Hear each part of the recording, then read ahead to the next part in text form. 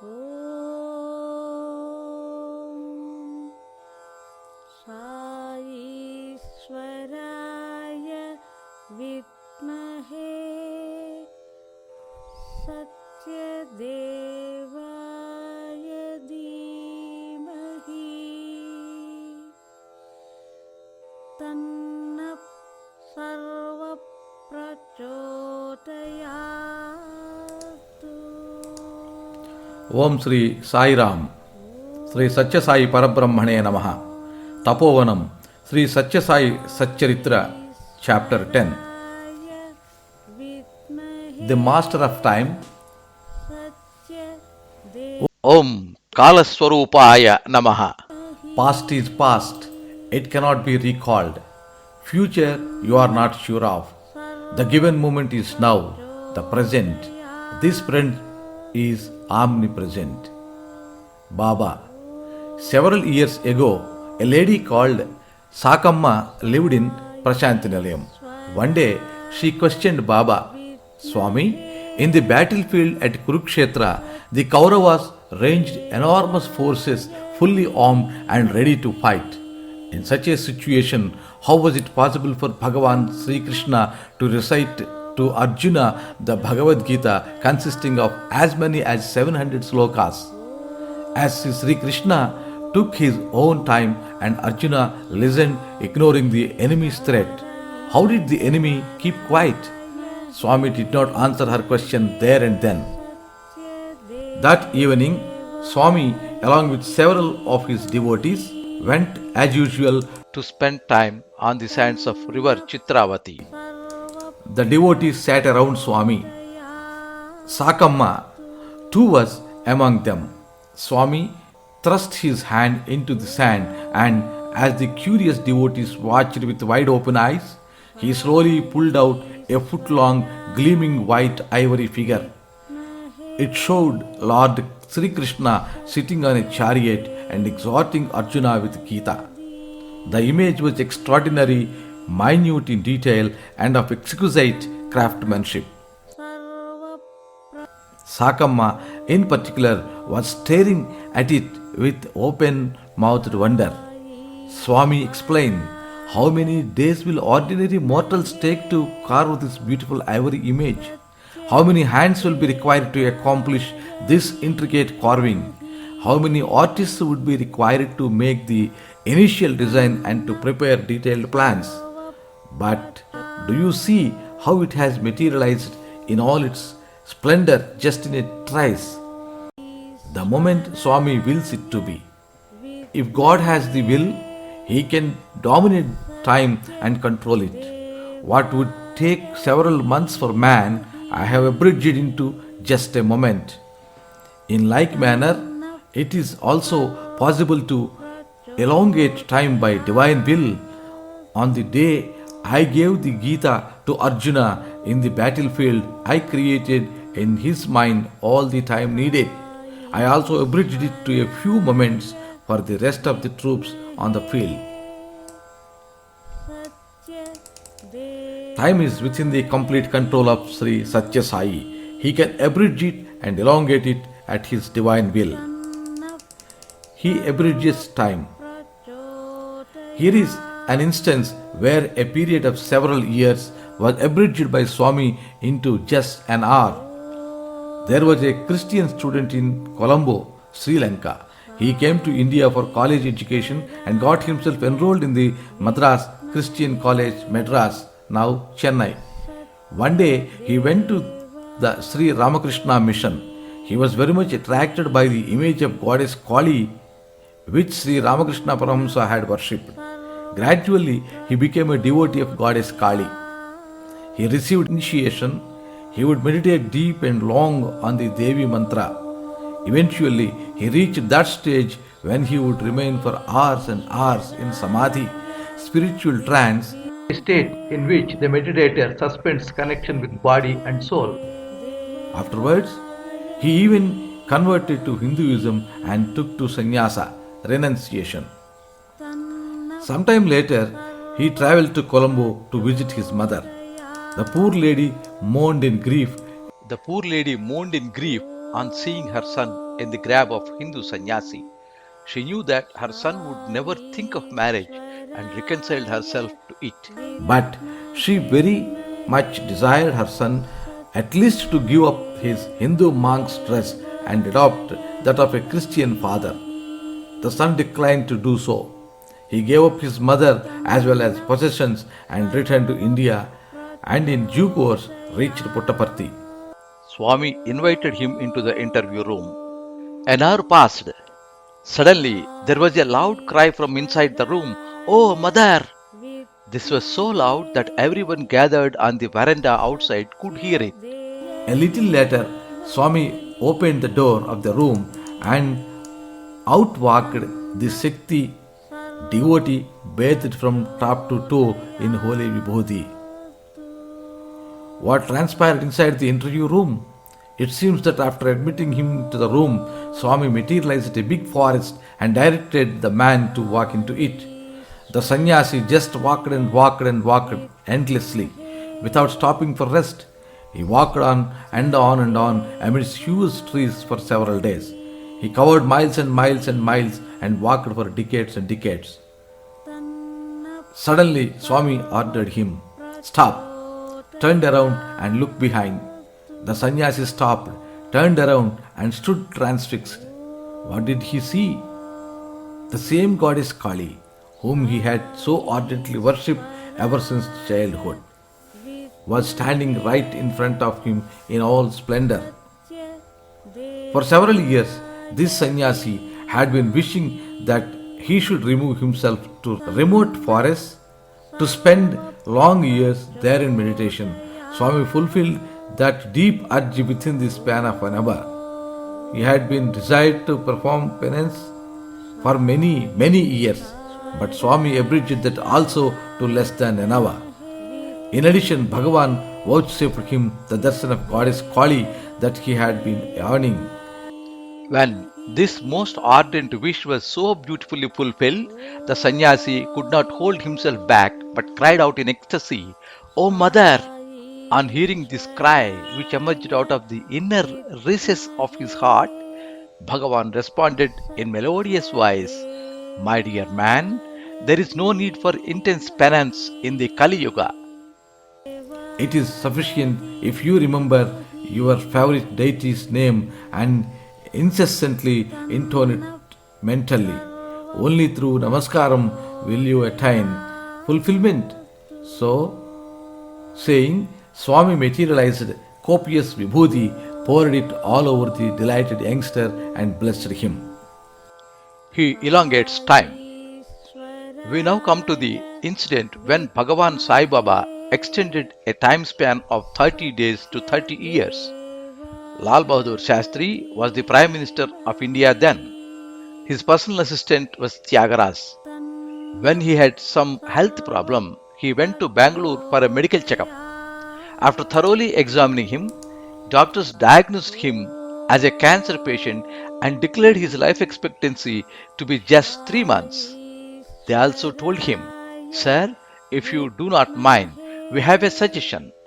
There is only one remedy for your disease, and that is to pray at the lotus feet of Bhagavan Sri Satyasai Baba and request him to save you. There is no other way." Dr. S. Bhagavantam, Baba's devotee, is presently right here in this hospital. Swami is coming here tomorrow to visit him. You may avail of this excellent opportunity. But Tyagaraja declined the advice. He added, "I am the personal assistant to the Prime Minister of India. I do not need to fall at the feet of any Baba. I can afford to get proper medical treatment anywhere."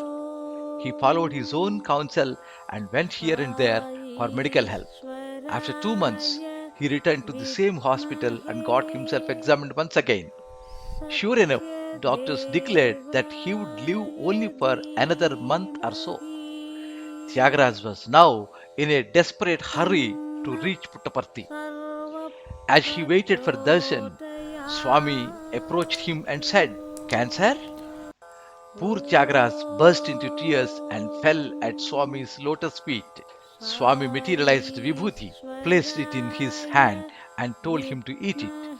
This was done for 3 consecutive days. On the third day, Bhagawan Sri Satyasai said, "Cancer is cancelled." Needless to add, subsequent medical tests confirmed no trace of cancer on Tyagaraj. This incident happened 30 years ago.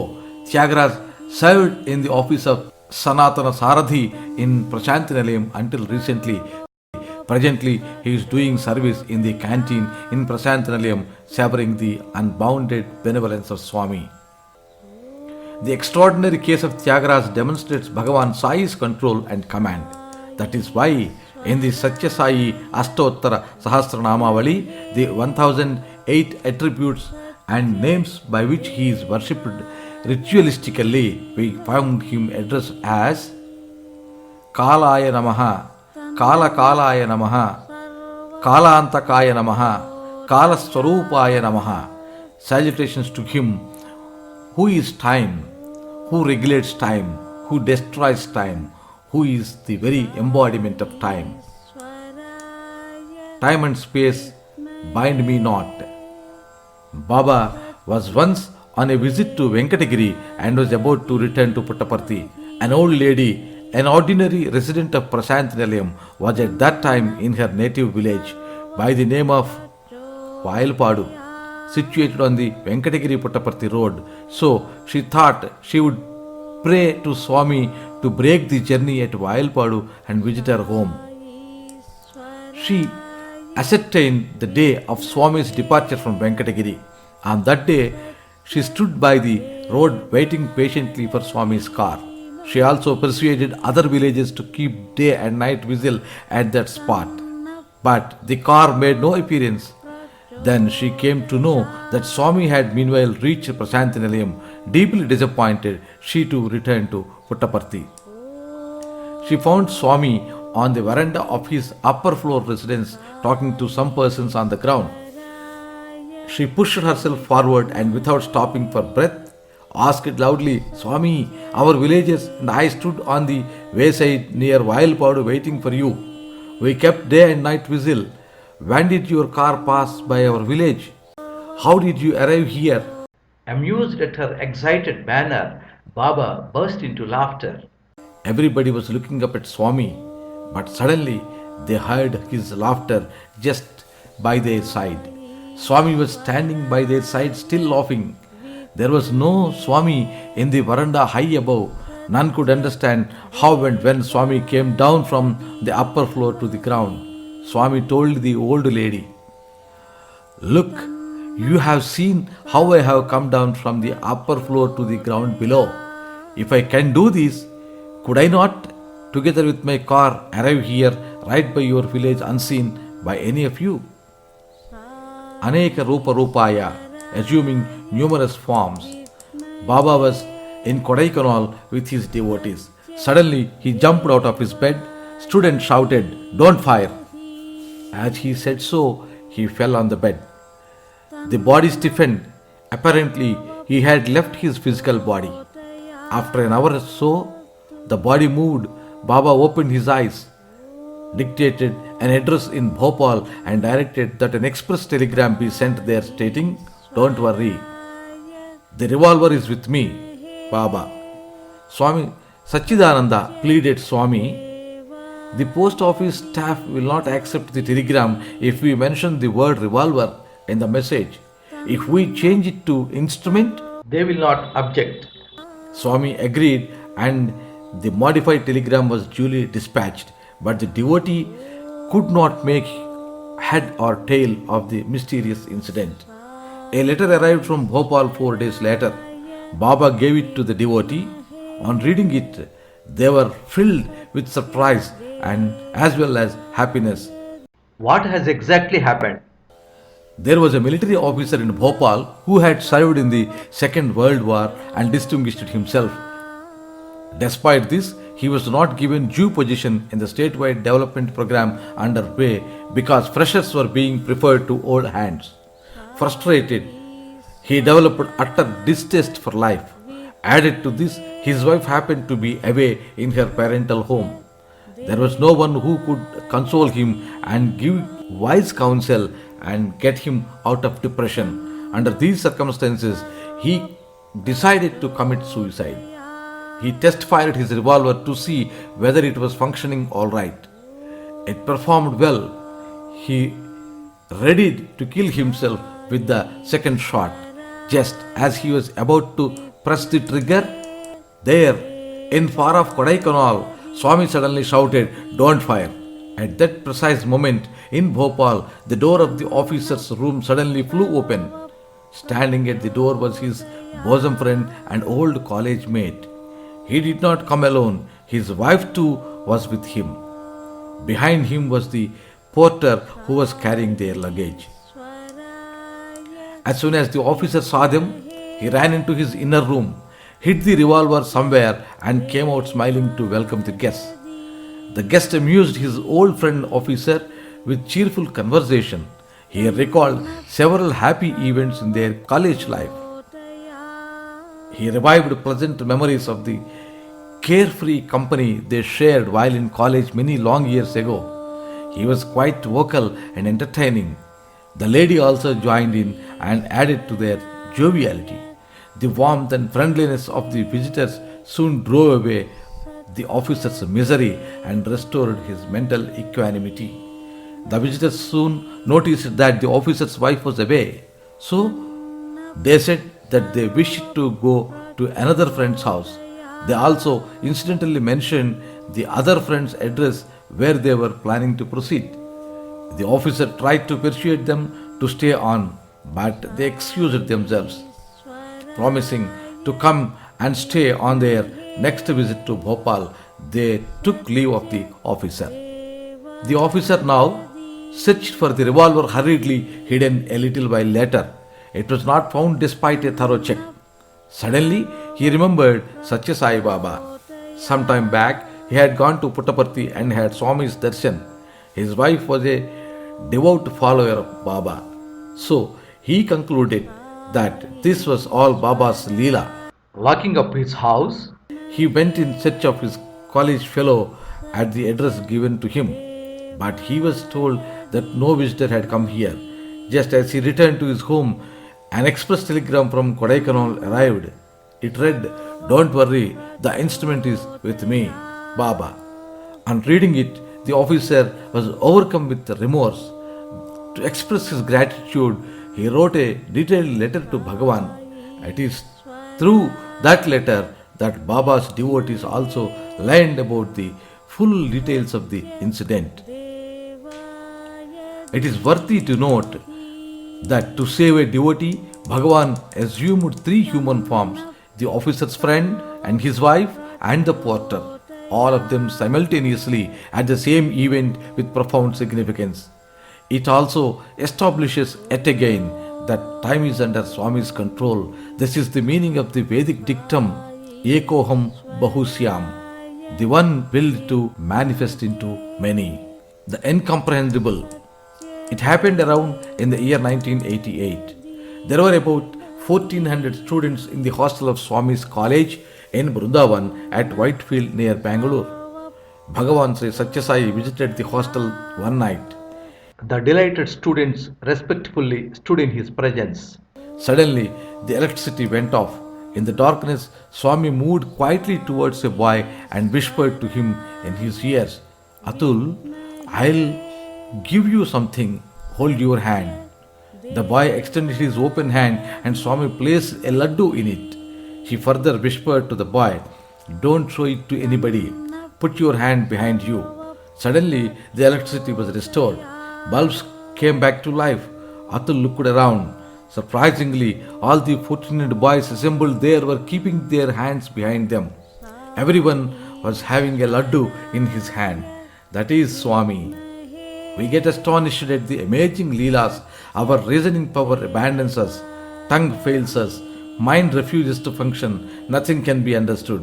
How can we comment upon, much less explain, such displays of Swami's divine sport? That is why it is said, "Yato vacho nivartante aprapya manasa saha," meaning that the universal absolute cannot be reached or comprehended by the bodily senses or by mind. He arrives unnoticed. Muddanahalli is a small town that is located on the way on roadside from Puttaparthi to Bangalore. There is a Swami school there. In February in the year 1993, the school was to celebrate its anniversary. Teachers and students invited Swami to grace the occasion and Swami gave his consent.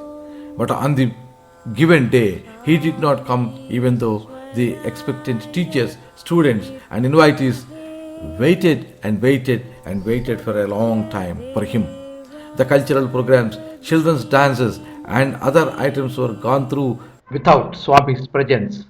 in due course, even as everyone waited eagerly for Swami's arrival, the entire program was over. There was a cloud of disappointment casting a dark shadow over the celebrations. Later, the photographs taken on the occasion were developed and printed. To everybody's astonishment, one of the photographs taken during the dance item showed Swami standing among the dancing children. Not only that, Swami was seen in that picture not at one single place but at 5 different places wearing a different dress at each place. Om Sri Satyasai ParabrahmaNe Namaha. Tapovanam Sri Satyasai Satcharitra. End of 10th chapter. Sarvam Sri Satyasai Charanaravindar Om Sri Sai Ram. Satya Devaya Dhimahi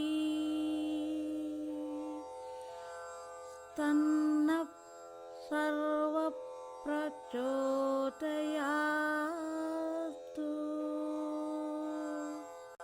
Om Sai Vidmahe Satya Devaya Dhimahi Tanna Sarva Prachodayatu.